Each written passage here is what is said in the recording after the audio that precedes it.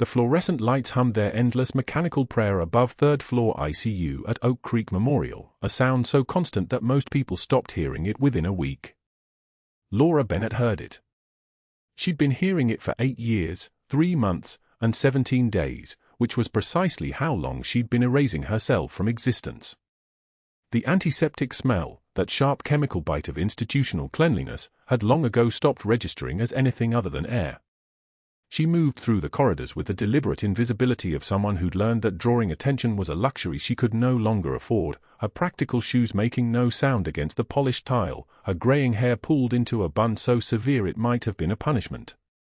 The limp in her left leg was barely noticeable unless you watched her at hour 12 of a shift, when her weight favored the right side just enough to betray that something had been broken and had healed wrong. She wore her exhaustion the way some women wore perfume, as an extension of herself, inseparable and unremarkable. The patient in 314 had been complaining of chest pressure since 6 a.m. Laura had documented it in the chart: substernal, radiating to left arm, associated with nausea and diaphoresis. She'd called the on-call cardiologist at 7:15 a.m. with specific findings: T-wave inversions in leads 2, 3, AVF, ST elevation in the inferior wall, troponin already climbing from 0.8 to 2.4. The cardiologist said he'd send a consult. The chart said pending.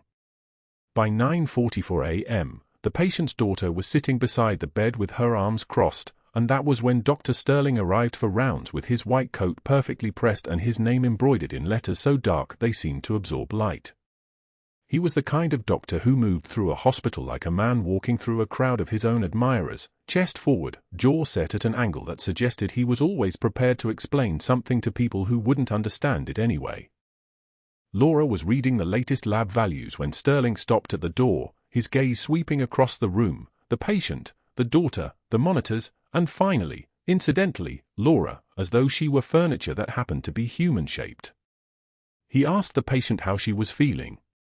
The patient said her chest was tighter now, the pain like a fist clenching inside her ribs. Sterling nodded with the expression of a man receiving information that confirmed something he already knew. He was preparing to leave when the daughter spoke up. "Shouldn't a heart specialist see her? She's been saying something's wrong since before breakfast." Sterling's jaw moved once, a small side-to-side motion that preceded his words. "The troponin elevation is likely a false positive. Happens in renal patients. We'll monitor, send labs again in 4 hours, and reassess." He was already moving toward the door, his hand raised in a gesture that dismissed both the question and the questioner simultaneously. That was when Laura stepped forward, her voice neither loud nor soft but carrying the quality of someone stating a fact about weather or geology. "The inferior wall changes warrant earlier intervention, doctor. The EKG progression from yesterday's baseline suggests evolving infarction, not lab error. A cardiology consult now could change outcomes significantly." The room went so quiet you could hear the ventilator in the adjacent room wheeze its mechanical breath. Sterling turned back, and the expression that crossed his face was the expression of a man watching a piece of furniture suddenly speak. His eyes narrowed first, then his mouth, as though he was tasting something bitter. Laura's hands were clasped in front of her, her posture submissive, her shoulders slightly forward, the body language of someone who knows they've overstepped. But her eyes never left his. There was no apology in them. There was no hesitation either. Just the steady, undeniable presence of someone stating a clinical fact. Sterling's voice, when he used it, emerged like honey being poured through broken glass. "Your nursing training qualifies you to document what you observe, not to second-guess board-certified cardiologists. The consult is pending because I have determined it is pending. Is that clear?" He didn't wait for an answer. He walked out, his shoes clicking against the tile in a rhythm that sounded like punctuation. The daughter looked at Laura with something like gratitude in her eyes. The patient lay back on the pillow, her hand pressing against her chest. Laura returned to the monitors without changing her expression. She'd learned long ago that there were victories that looked exactly like defeats from the outside, and defeats that were carefully disguised as victories. Commander James Reeves arrived at Oak Creek Memorial on a Tuesday morning in a private ambulance, admitted through the back in trance with the kind of discretion usually reserved for high-profile cardiac cases or celebrities trying to avoid paparazzi. He was 48 years old, 6'2", with the kind of posture that even pain couldn't fully collapse. His shoulders still carried an invisible weight, his jaw still held the architecture of someone accustomed to making decisions that resulted in other people's survival. The admission paperwork said complications from an old combat injury, which was the sanitized version of the truth.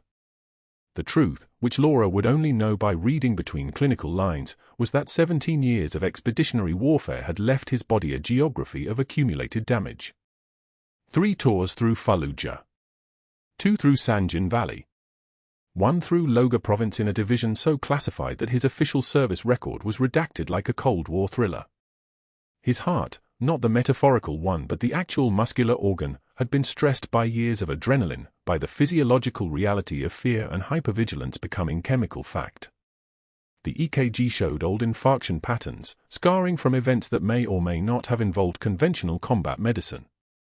Laura was doing the initial vitals when she looked at his face and felt something shift in her chest like a fault line suddenly understanding its own geography. She knew that face. Not from television or newspaper photographs, but from the grainy video her son had texted her 3 years ago from a forward operating base in Iraq, 17 seconds of shaking phone footage showing his commanding officer calling out coordinates and moving through rubble with the kind of calm that separates the living from the dead. The video had been deleted within an hour, operational security, but the image had remained. That face, older now, lined with pain and age in a way that suggested he'd earned every single year by surviving things that had other men in body bags, belonged to Commander James Reeves. Her son had served under him during 3 deployments. 3 tours where communication consisted of brief emails filtered through military servers, where news arrived in fragments, and where the silence between messages stretched into territories of not knowing that felt like their own form of warfare. Laura's hands performed the clinical examination with perfect competence, blood pressure 138/92, heart rate 94, respiratory rate 18, temperature 98.6. She documented each value with the precision of someone who understood that numbers were the language through which bodies told their stories. She placed the pulse oximeter on his index finger, and the monitor displayed 98% oxygen saturation, healthy, normal, unremarkable. Her eyes moved across his admission papers, and her training allowed her to read the clinical narrative, 48-year-old male with extensive prior military service presenting with recurrent anginal episodes and documented left ventricular dysfunction. Referred for possible cardiac intervention given LVEF 38% and ischemic burden on stress testing. The language was clinical, which meant the reality was severe. His heart was failing, slowly, the consequence of years that had treated his body as an instrument to be used until it broke. The same way she'd treated her own body until the consequences became undeniable and she was ordered to simply disappear. She could feel the faded unit patch inside her jacket lining, sewn into the interior hem by her own hands during the first month after her discharge, the fabric worn smooth by 8 years and 3 months of silent contact against her ribs. It had been her rank insignia once, before everything was scrubbed, before her service record was redacted and sealed, before Senior Chief Petty Officer Laura Bennett ceased to exist in any official capacity. The patch was the only physical object connecting her to that identity, the only proof that those 17 years had been real, that she'd trained the SEAL teams, that she'd been there when Commander Reeves was first learning to do the impossible. The patch pressed against her chest like a secret kept in a dead language, like evidence of a life lived in parallel to this one, invisible to everyone around her. She finished the admission assessment and documented everything with the thoroughness of someone who understood that details were mercies. Thorough documentation meant better care, meant lives saved by the simple act of precision. Comfortable in the room? Laura asked him, her voice neutral, professional, and completely devoid of recognition. It wasn't a request. It was assessment. Commander Reeves looked at her for a moment longer than was necessary, and Laura felt his gaze moving across her face like a man trying to play someone from a photograph seen a long time ago. But recognition didn't arrive. 8 years and 3 months had altered her appearance enough, and the uniform she wore now made her invisible in ways that the uniform she'd worn before never could. Nurses became part of the landscape. Senior chief petty officers didn't. He settled back against the pillow. It's fine. Thank you. His voice was exactly as it sounded in that 17-second video, calm, efficient, and carrying the kind of authority that came from knowing that the difference between success and catastrophe was often measured in deciseconds and the quality of the people beside you. Laura closed the admission papers and placed them in the chart holder. As she was leaving the room, she pressed her hand briefly against the side of her jacket, feeling the worn patch through the fabric, and something inside her that had been silent for 8 years and 3 months suddenly found its voice, not out loud, but loud enough that she heard it clearly. This changed everything. But that wasn't the worst part. The worst part was that Dr. Sterling had already seen her interaction with Commander Reeves. He'd paused in the hallway outside the patient's room, his perfectly pressed white coat catching the light like a sail, and he'd watched her as she spoke to the commander with the kind of composed professionalism that somehow communicated depth in every sentence. Sterling's eyes narrowed. He was not a man accustomed to being upstaged, and he was certainly not accustomed to insubordination from staff members he'd already classified as obstacles. His phone was already in his hand as he walked back toward the main nurse's station, and his expression carried the clarity of a man who understood exactly what he was going to do about it.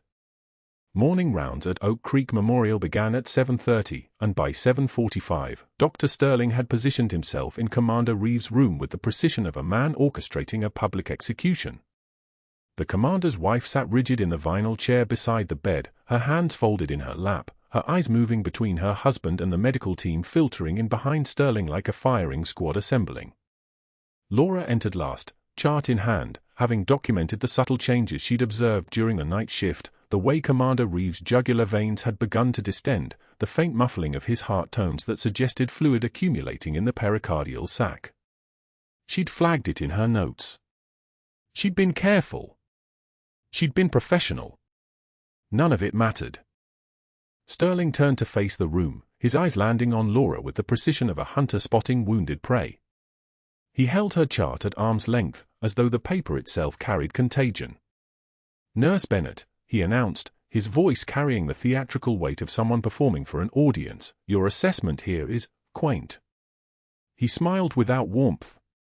"You've documented a muffled heart tones and a jugular distension and recommended an urgent echo." He paused, letting the silence build. "Those of us with actual medical degrees recognize outdated protocols when we see them. Perhaps you missed the memo, we've advanced beyond battlefield first aid." His emphasis on the last 3 words hung in the air like a challenge.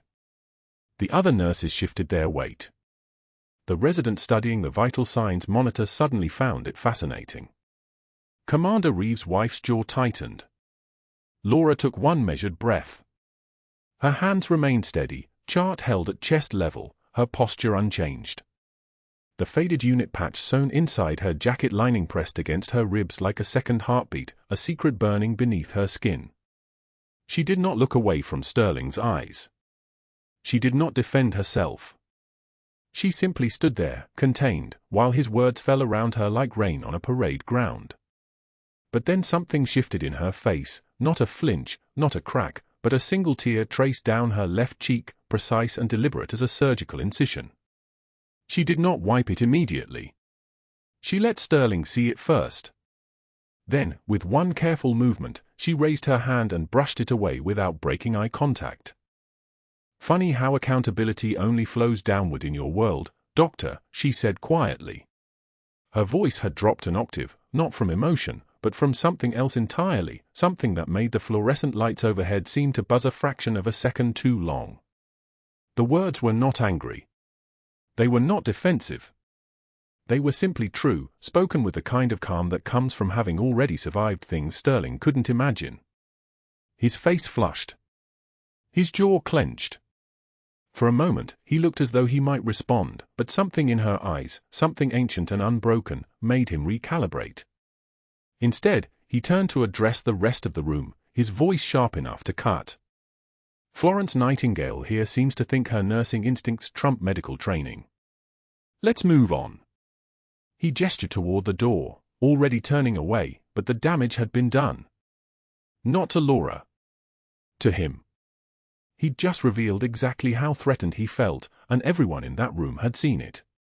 The break room humiliation followed a predictable pattern, a choreography of exclusion that began the very next morning. Laura entered with her coffee, black, no sugar, the kind of habit formed in places where you learn to drink what was available, and set her mug on the corner table. Within 30 seconds, the room began its emptying. Rebecca from cardiac care suddenly remembered she needed to check on a patient's discharge paperwork. The 2-day shift residents abruptly recalled a meeting with attending physicians. The nursing student who'd been reading her phone case stood up as though pulled by an invisible thread, mumbling something about the supply cart that needed restocking.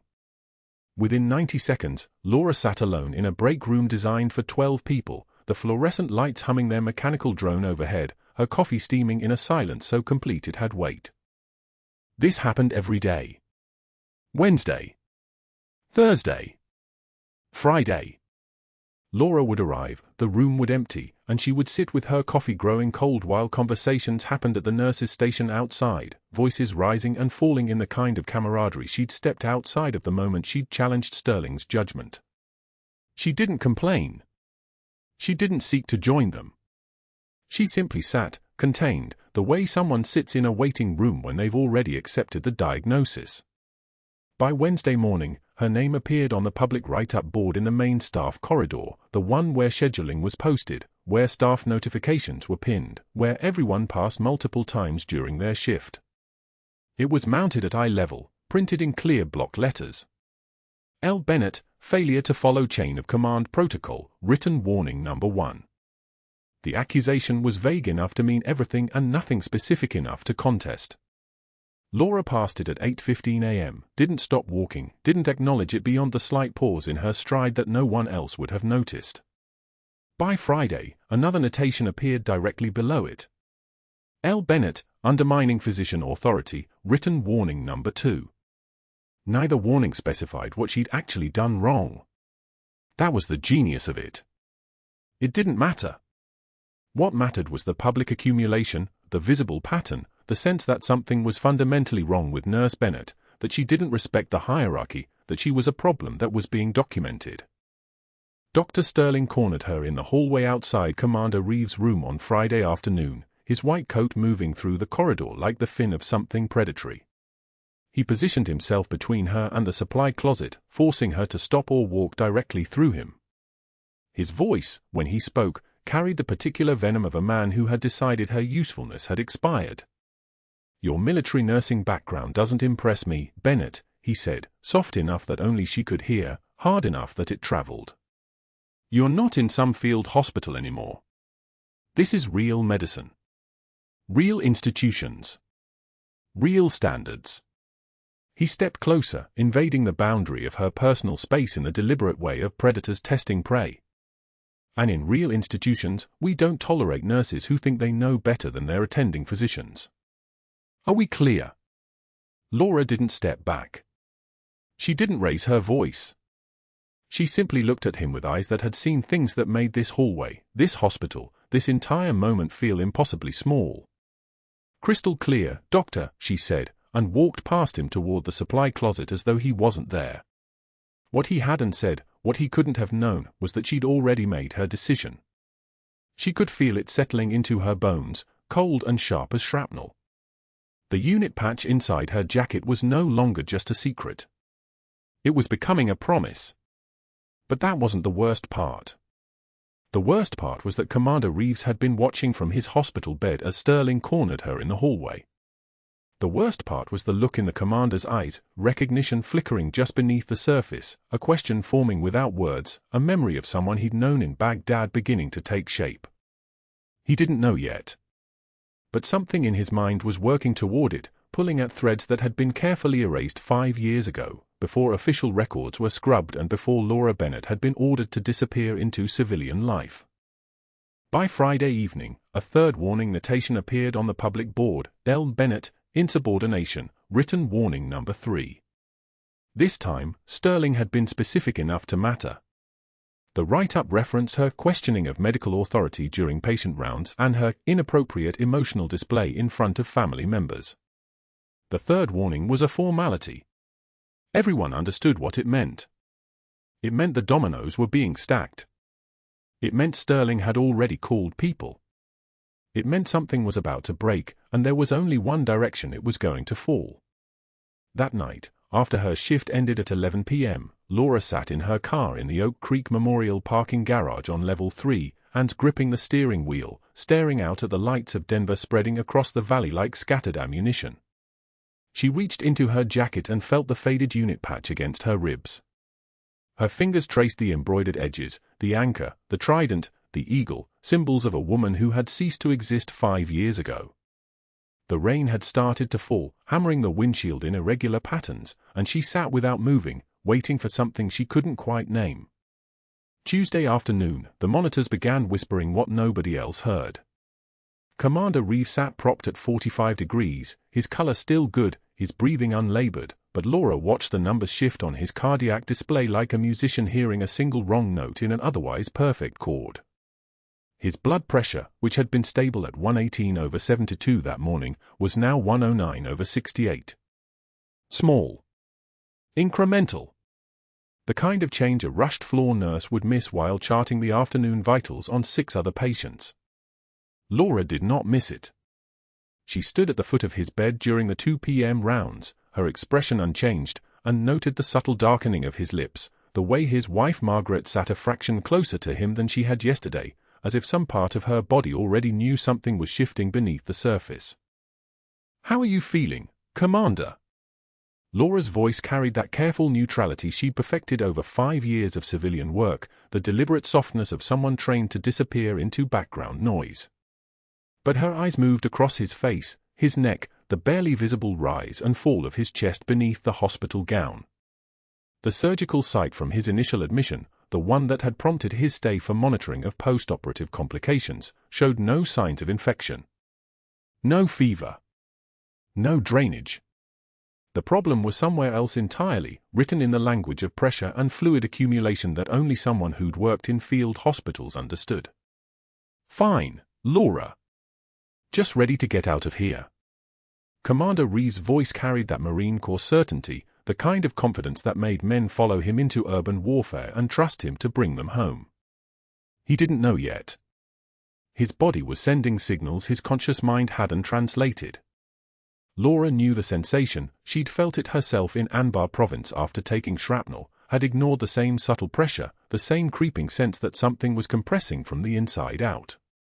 She'd kept moving for 16 hours before the medic forced her down. "I'll check your vitals again at 6, Laura said, and she moved to his monitor, her finger steady as she verified the readings. 104/62 now. His heart rate climbing. 92, 96. The numbers climbing like a rope. She was watching someone ascend, hand over hand, toward a ceiling nobody else could see. She glanced at his neck. The jugular vein distended slightly at the angle of his jaw, engorged with backed-up pressure. 3 millimeters more than it had been that morning. She knew what this meant. Pericardial effusion. Blood filling the sac around his heart, milliliter by milliliter, the fluid accumulating from the surgical site, from microscopic bleeding the initial intervention hadn't caught. The pressure building like floodwater behind a dam. The dam would break at 2 a.m. That night, Laura lay in her apartment and did not sleep. She lay on her threadbare couch, the furniture of someone who had decided long ago that comfort was a luxury for people with permanent lives, and watched the rain hammer against her window. The sound of water on glass, relentless and rhythmic, matched the calculation running in her mind. Pericardial fluid accumulates at roughly 30 to 50 milliliters per hour if the source continues bleeding. The body tolerates roughly 50 to 100 milliliters before the pressure begins compressing the ventricles.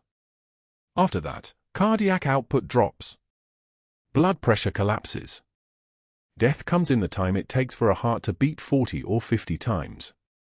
Laura had seen it happen in a trauma bay outside Forward Operating Base Falcon.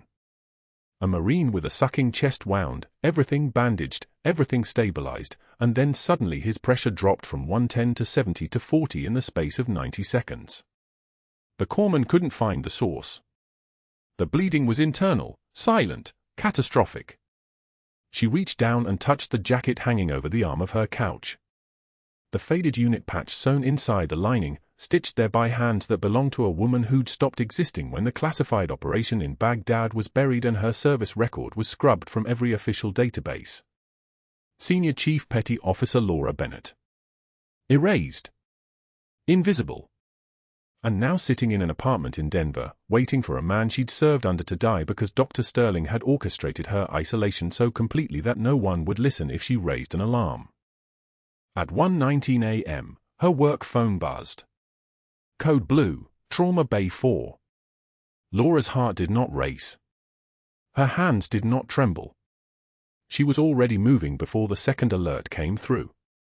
She pulled the jacket on, the weight of the patch a familiar reassurance, and moved through the pre-dawn dark with the muscle memory of someone who'd answered this same call at 3 in the morning in Fallujah, Sanjin, Logar Province. The drive to Oak Creek Memorial took 14 minutes. She made it in 11. The ER was already chaos when she arrived. Nurses in masks, a respiratory therapist positioning the ventilator cart, the crash team mobilizing. But Laura moved past them, toward the cardiac care unit, because she knew. Somehow, impossibly, she knew. And when she pushed through the doors to Commander Reeves' room at 2:06 a.m., the monitor was screaming, a sustained shriek of digital distress that meant his heart was no longer receiving adequate preload. No filling. No output. The rhythm on the monitor showed a narrow complex tachycardia so fast it looked almost flat, a desperate signal that the electrical system was trying to compensate for the fact that there was almost nothing to pump. She saw the distended neck veins from 6 feet away. The color draining from his face. Mrs. Reeves frozen in the corner, her hand over her mouth. And Laura heard it, the distinctive muffled quality of the heart sounds, as if they were coming through water, through fluid, through the pericardial sac that had filled beyond the body's capacity to compensate. Cardiac tamponade. The clinical term for a heart being slowly crushed. The on-call attending, Dr. Matsuda, wasn't in the building yet. ETA 15 minutes, the charge nurse said. The ICU resident was making his way down from the 3rd floor. 8 minutes minimum. Laura did the mathematics of death in 2.3 seconds. If she waited, Commander Reeves would arrest within minutes. The longer the tamponade compressed his ventricles, the more his blood pressure would collapse, until his coronary arteries could no longer perfuse his heart muscle itself. Cardiogenic shock. Cardiac arrest. A dead man on the monitor despite perfect rhythm, because the sac around his heart was filled with blood that needed to come out right now. If she acted, she violated the explicit order Dr. Sterling had documented yesterday. No procedures without direct supervision. Grounds for termination. But she had performed pericardiocentesis in operating theaters that never appeared in official records, in places where a trained nurse with field trauma experience was sometimes the only barrier between a soldier and a body bag. Her hands remembered. The procedure was 20 seconds if everything aligned perfectly. "Get me ultrasound," Laura said, and her voice had changed.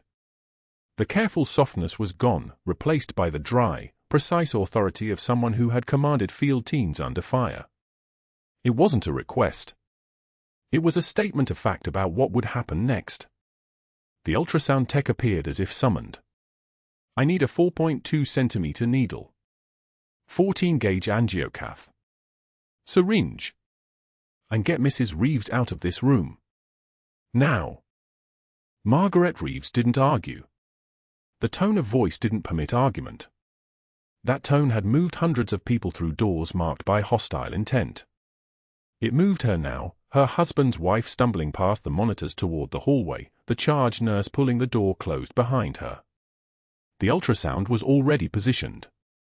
Laura saw the echo in seconds, the fluid surrounding the heart like a dark halo, the right ventricle compressed, the wall moving inward instead of outward. 60 milliliters minimum. Maybe more. The timer ticking inside her chest because every heartbeat while that fluid remained was another milliliter of cardiac output lost, another second of his brain not receiving adequate perfusion. She prepped the xiphoid process with betadine, her fingers moving with the terrifying fluid precision of apex predators striking through tall grass. The ultrasound marked the entry point. Left of midline. Angle toward the left shoulder at 45 degrees. Beneath the xiphoid process. She advanced the needle. The resistance of skin. The slight pop as it penetrated the fascia. She was listening with her entire body, feeling the needle's passage through the layers of tissue until she reached the pericardial space. The syringe attached. The pull on the plunger. Dark blood filled the barrel. Thick and fluid, the pressure releasing like a sigh. 60 milliliters. 70. 80. The fluid draining, the pressure releasing, and Laura heard the change in his monitor first. The heart rate dropping from 160 to 140. The pressure climbing on the oscilloscope. 110. 120. 130. The numbers returning to the country of the living. His chest rose. His oxygen saturation climbed. The muffled heart tone sharpened, the pericardium now empty, the ventricles once again able to expand and contract without compression. Laura documented everything with perfect precision, knowing exactly what document she was writing. Not a medical chart. A termination notice written in her own hand. The procedure had been necessary. The procedure had been perfect. And the procedure was the final nail in the coffin of whatever civilian identity she'd constructed in Denver. She secured the angiocath, ensured his IV was running normal saline, confirmed that his vital signs had stabilized into the range of human survival. Only then did she step back, her hand steady, her breathing controlled, her expression the carefully neutral mask of someone who'd just stepped out of the water having saved a drowning man, knowing the rescuer would be blamed for the rescue. The charge nurse was staring at her. "Get Dr. Matsuda on the phone," Laura said quietly. "Tell him his tamponade is drained. Tell him the patient is stable. Tell him I'll have detailed notes on exactly what happened." She turned toward the door. "And call Dr. Sterling at home. Tell him the nurse in cardiac care just saved his patient's life without permission." By 7 in the morning, Dr. Sterling moved through his network like a man conducting an orchestra he'd perfected over decades. His voice came smooth and measured when he dialed the first board member, concerned but not alarmed, the tone of a physician protecting his institution. "I'm worried about Laura Bennett's credentials," he said, letting the doubt hang like fog. "There are suspicious gaps in her employment history. Years unaccounted for. We need to protect our patients." The board member listened. Of course he listened. Sterling had donated to his daughter's medical school. The second call came at 7:23. The third at 7:51. Each one planted the same seed in the same careful way, and not accusations, just troubling questions. Just the kind of thing that required investigation. By 8:30, Sterling had begun reaching out to her previous employers, asking pointed questions with the practiced concern of a colleague. Had there been any performance issues? Any gaps in her background check? Any reason she'd left so suddenly? The responses were vague. She'd been an excellent nurse, thorough, reliable, but the very fact of his inquiry created suspicion where none had existed. Doubt was Sterling's real specialty. He understood that human beings didn't require proof of guilt, they required only the architecture of doubt, carefully constructed, plausibly deniable. The HR director received a formal investigation request by 9 o'clock, printed on Sterling's official letterhead and marked urgent. Unauthorized procedure performance, it read. Potential credential fraud. Failure to follow chain of command protocol during a critical patient care moment. The consultant arrived before 10.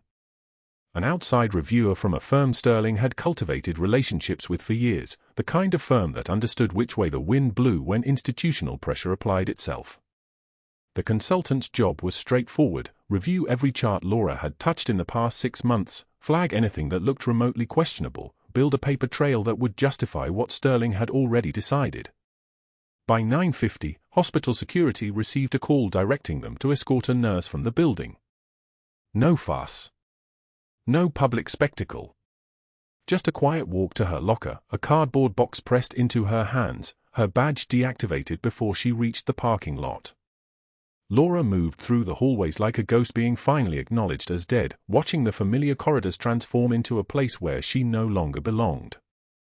Nurses she'd worked with for 3 years suddenly found reasons to be elsewhere. A young resident averted his eyes as she passed.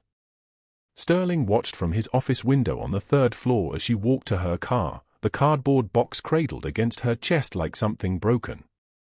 His expression was satisfied. She had challenged his authority, questioned his judgment, and worse, she had been right about it. That was the unforgivable part. By 3 in the afternoon, Laura sat in the VA hospital waiting room, not as a nurse but as a patient, filling out intake forms with a pen that trembled slightly in her hand. Around her, men and women in faded military clothing occupied plastic chairs that had supported 10,000 stories of pain and endurance. The fluorescent lights overhead hummed their particular frequency, the sound of institutional limbo.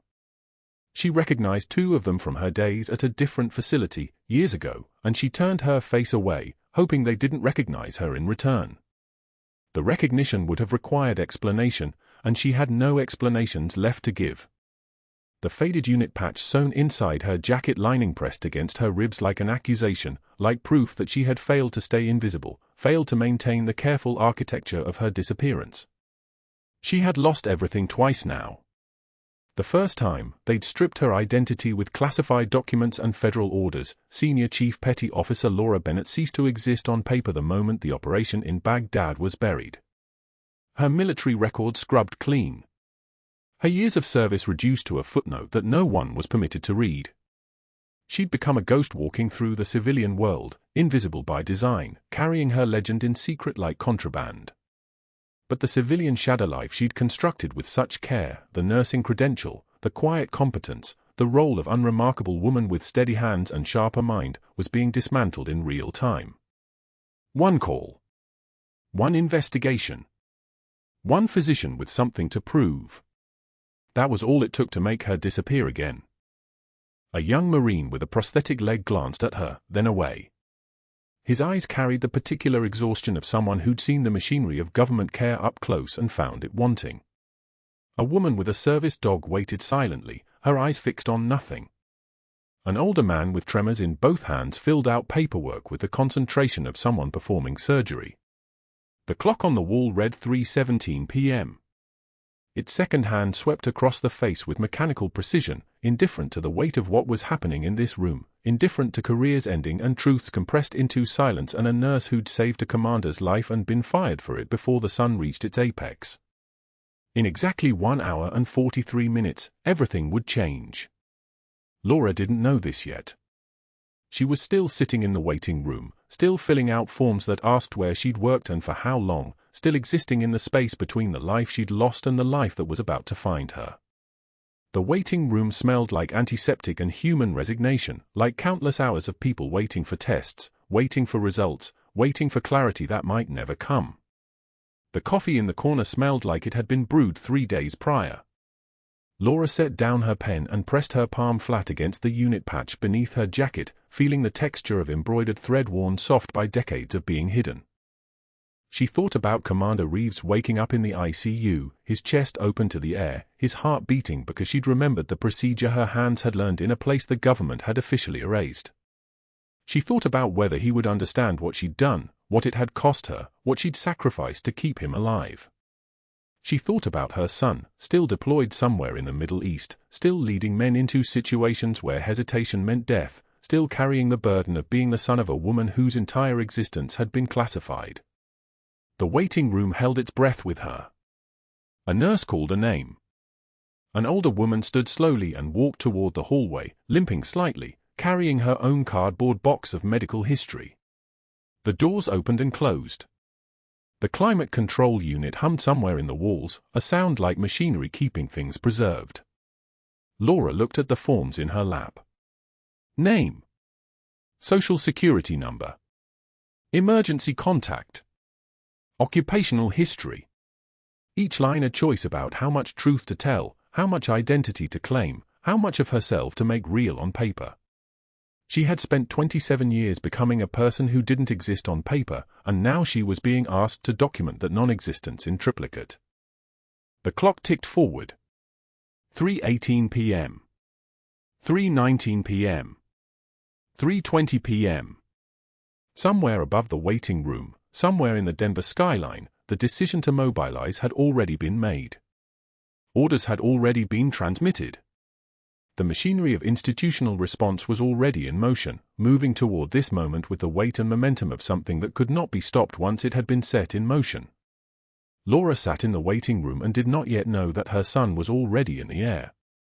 She did not yet know that Commander Reeves had been cleared for discharge against all medical protocol and was already dressed in uniform despite the drainage tube still taped to his ribs.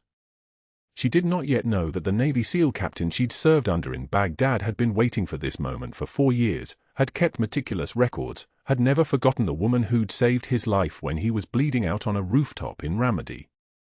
She sat and filled out forms and pressed her hand against the unit patch and waited for the thing she didn't know was coming. At exactly 3 p.m., the helicopter's thump became unmistakable. The rotor wash shook the VA hospital waiting room like distant artillery, and every veteran who'd heard that sound before looked up simultaneously. Laura kept her eyes on the intake form in her hands, but her fingers had gone still. The man with the prosthetic leg turned toward the window. The woman in the wheelchair closed her eyes. They all knew what that sound meant. 2 officers in dress uniforms walked through the sliding doors. Not slow. Not uncertain. They moved with the precision of men accustomed to being obeyed, and they walked directly toward the waiting room's administrative desk. One of them held a file folder, the kind with red tabs that marked classified material. Laura's breath did not change. Her hands did not tremble. She simply looked up. The officer with the captain's insignia spoke. His voice carried across the waiting room like a command echoing off desert walls. "We're looking for Senior Chief Bennett." Her old call sign. "Is she here?" Laura stood. No hesitation. No stumbling. She moved like someone remembering who she actually was. The waiting room had gone absolutely silent. She could hear the fluorescent lights buzzing overhead, a sound she'd learned to hate in civilian spaces, nothing like the clean hum of a forward operating base's generators. Her son stepped forward first. He wore the uniform of a naval officer, and when he saw his mother standing there in her rumpled scrubs, his voice cracked on a single sentence. "Senior Chief Petty Officer." Then Commander Reeves appeared. He was no longer in a hospital gown. He wore dress whites, the kind pressed so sharp they could cut skin. His uniform carried the weight of 20 years of service. He was fully recovered, moving without pain, and he held the file folder in both hands like it contained the resurrection of the dead. The hospital administrator from Oak Creek Memorial had arrived somehow. Laura would never know who called him, and he took the file with trembling hands. His voice shook as he began to read. His words carried across the waiting room and filled every corner like testimony. 2 silver stars. The administrator paused. His voice broke slightly. Around the room, the veteran sat up straighter. 2 silver stars meant extraordinary heroism. Twice. A Navy SEAL captain Laura had served under in Baghdad stepped forward and called out the next decoration himself, his voice carrying the weight of someone who had bled beside her in streets that still screamed in her nightmares. Bronze Star with Valor. The captain's eyes were bright with something Laura recognized. Vindication. Witness finally granted. In the waiting room, a young Marine with the prosthetic leg straightened in his wheelchair. 3 purple hearts. The administrator's hand shook so badly the file nearly fell. Laura's son pressed his fist to his chest in salute, the kind of gesture that meant everything unspoken between them. How many nights had he wondered about his mother's scars? How many deployments had she spent afraid he would ask the question she could never answer? And then the captain read the final decoration, the one that only came for acts of valor that defined entire careers, that changed the course of history in small ways the public never learned about. The waiting room seemed to stop breathing. Dr. Sterling was not here, but he was present everywhere now, his presence a ghost collapsing into irrelevance. The room had turned to stone. That was the only way to describe it. The veteran with the prosthetic leg began to clap. One sound. Then another. Then the entire waiting room, nurses from the VA, other veterans, the hospital staff, all of them standing and clapping while Laura Bennett stood in her scrubs with decorations that finally, after 15 years of invisibility, had names and recognition and weight. The FBI agents arrived at 4:08 p.m. There were 3 of them, and they moved through the waiting room with the efficiency of people who had traced a digital trail to its source. The senior agent found Dr. Sterling's office address on his phone before he ever said a word. They had federal warrants. They had copies of Sterling's fraudulent access attempts to Department of Defense personnel databases, his illegal queries into classified Navy records, the 3 separate requests he'd submitted using credentials that were not his, the emails where he'd claimed to the Office of Naval Intelligence that Laura Bennett represented a stolen Vela case. All of it was federal crime. All of it had left a digital fingerprint. The agent who found Sterling was matter-of-fact in the way that meant he'd done this hundreds of times. Sterling's face went from red to white to a color that had no name when they explained that accessing military personnel files without authorization was a felony. That fabricating evidence was a felony.